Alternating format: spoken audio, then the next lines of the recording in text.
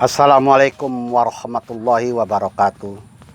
Tabi pun, salam sastra. Salam bagi pecinta karya sastra.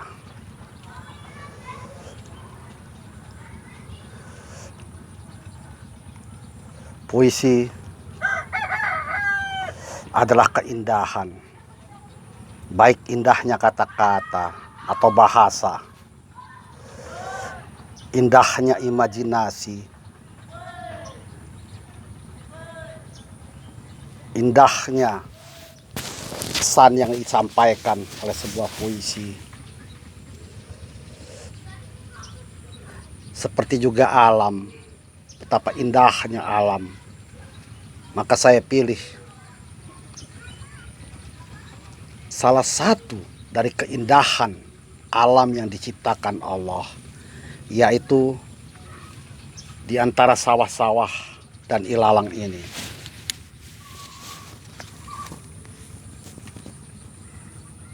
Dalam menulis puisi, selain bertumpu kepada imajinasi atau orang sering menyebut ilham, maka ada banyak juga puisi-puisi saya lahir dari persoalan yang terjadi, baik yang saya dengar maupun yang saya baca beritanya di media-media massa.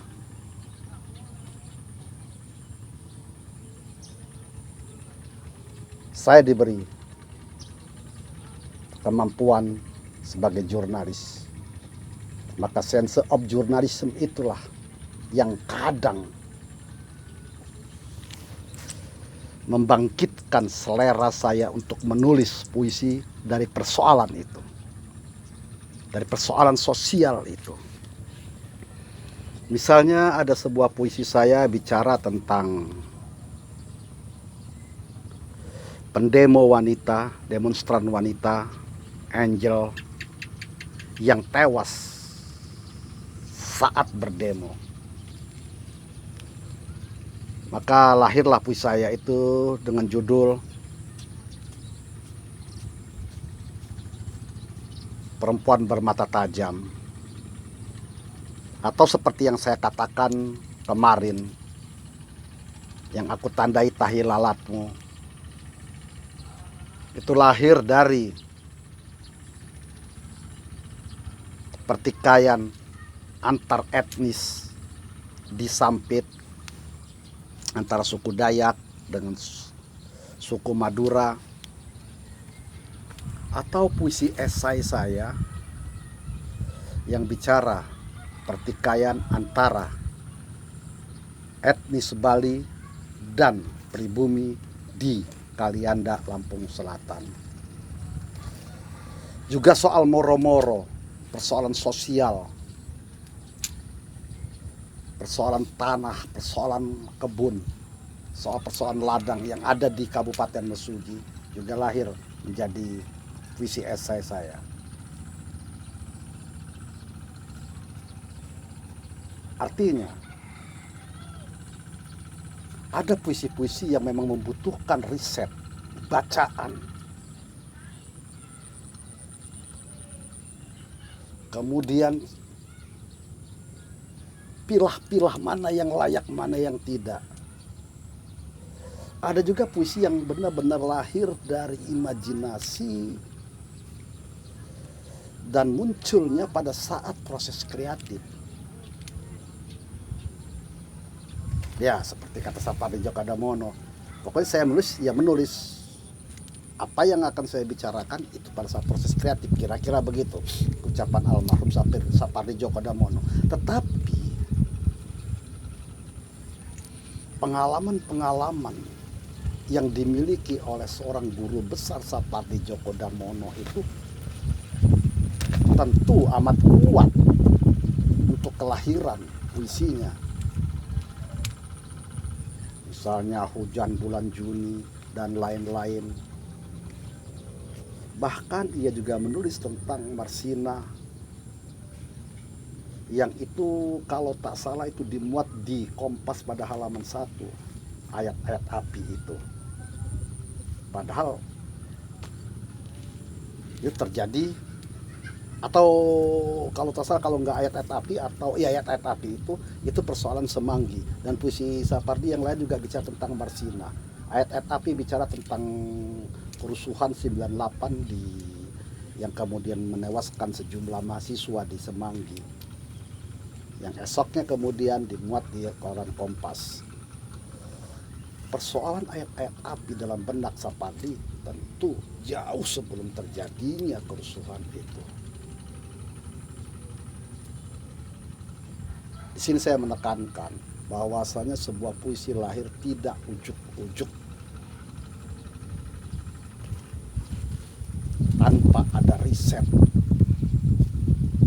tanpa ada bacaan dari seorang penyair. Ya, bagaimana saya pernah membaca salah satu proses kreatif penyair luar. Setiap ia ingin menulis puisi, maka dia harus makan apel dulu, kemudian buang hajatnya atau air besarnya dulu. Ada penyair yang lain, sebelum menulis puisi, dia harus setiap hari, setiap pagi berkunjung ke sebuah kafe, berjam-jam ia duduk di situ. Tentu duduknya ia bukan sekedar duduk yang melamun, tapi duduk mengamati, duduk menunggu, mencari inspirasi. Inspirasi tidak datang begitu saja. Inspirasi juga kadang-kadang kita buru. Begitulah. Hal ini juga yang melatari kepenyairan saya.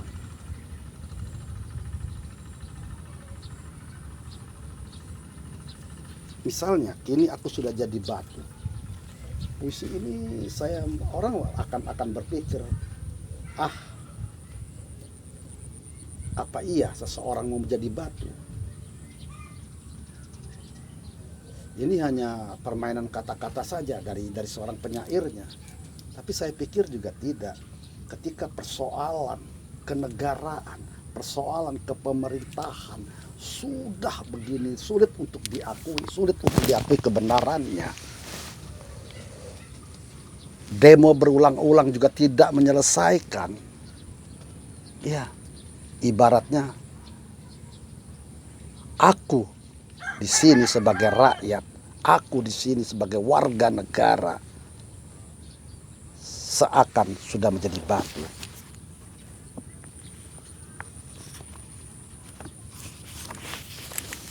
Tapi dalam pembacaan puisi ini, saya mengambil dari kumpulan puisi Kini Aku Sudah Jadi Batu, terbitan Siger, dan masuk 5 besar Badan Pengembangan Bahasa Kemendikbud RI.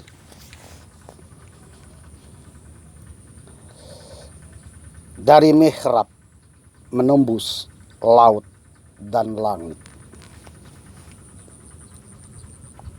ada cahaya dari mihrab, seperti kau lihat di Tursina waktu itu.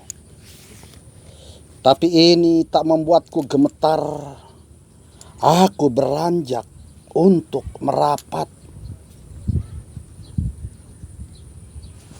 Inginku mendekapmu. Dan cahaya itu dari mihrab, di sebelahnya ada ajakan menembus laut dan langit.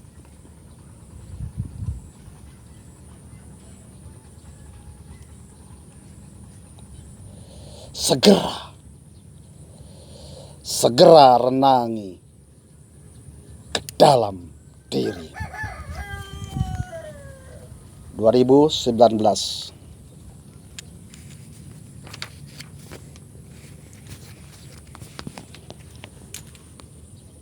Puisi paling sunyi. Katakan, bukan dengan perang di acungan, tapi ucapan yang tersusun rapi, seperti saat kau menulis surat untuk kekasih. Katakan, bukan kau curi dari papan iklan, namun pinjam puisi paling lembut dari penyair yang kau kenal. Ya, katakan. Bukan dengan bahasa yang kau pinjam dari jalan-jalan itu, berteriak seraya mengacung kepal ke langit, mata api, mulut aroma alkohol. Bukan. Baiknya kau pilih puisi paling sunyi, namun bisa bangunkan harimau tidur, buaya ngelangut, dan 2019.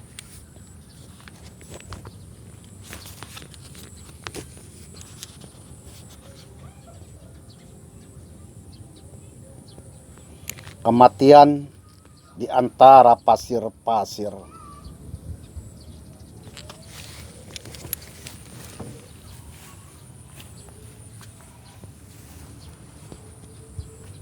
Kaukah yang berharap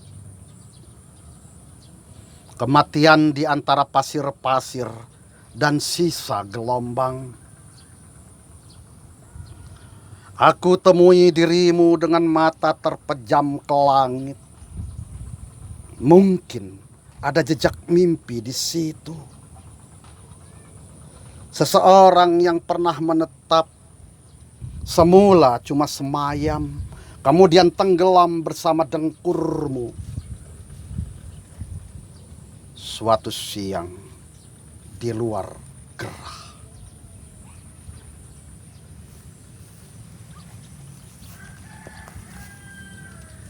Lalu persinggahan berikut, dan menetap lagi sampai ia lupa namamu, di mana letak tahi lalatmu, sebab ia benar-benar tak tahu kalau sudah jauh beranjak. Kau sendiri mencari-cari. Oh, 2019.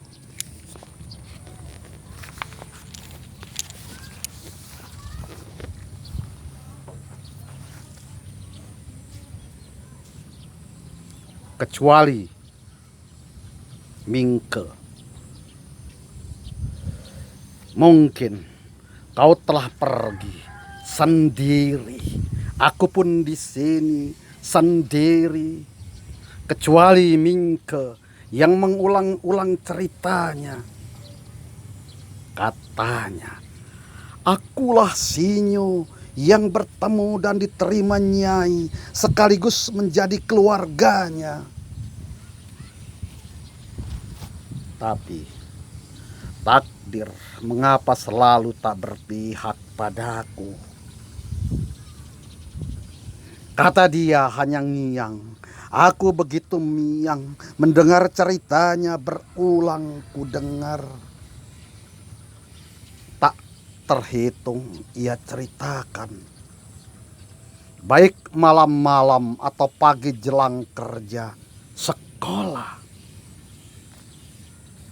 Begitu hafal warna suaranya, begitu fasih ia berkisah, sampai aku lupa bagaimana bentuk wajahnya. Ya, takdir seperti tak pernah berpihak.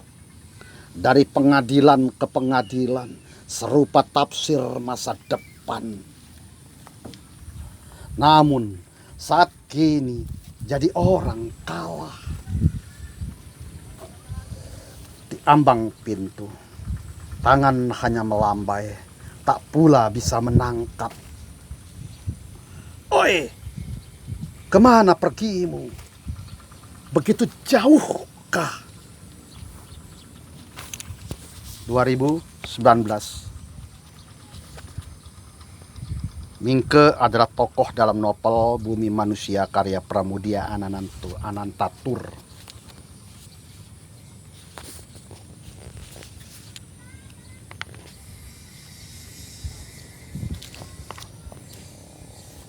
Lelaki dari mimpi. Lelaki yang keluar dari mimpinya itu kini menemui jalan yang tak pernah dipetakannya. Tapi ia beruntung kini tak lagi dikejar-kejar mimpi ataupun wajahmu yang memburu seperti penjagal ingin membunuh. Ia belum mau mati, namun diperlukannya ialah membubuhin nama dan peristiwa di tubuhnya.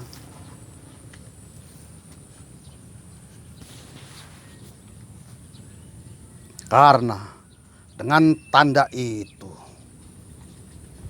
ia bisa melupakan mimpi, bahkan jejakmu yang memburu itu.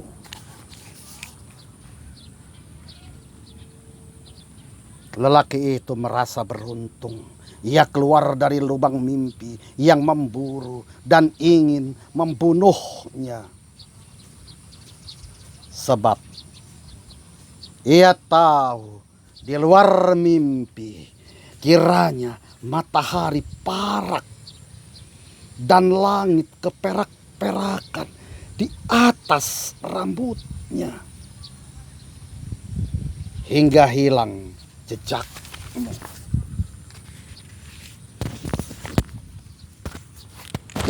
Terima kasih. Terima kasih untuk Anda yang telah subscribe. Dan terima kasih pula bagi Anda yang baru singgah dan menonton hingga habis lalu mensubscribe kanal YouTube saya ini. Ini bagian dari menghidupkan dunia sastra di media sosial bernama YouTube. Wassalamualaikum warahmatullahi wabarakatuh.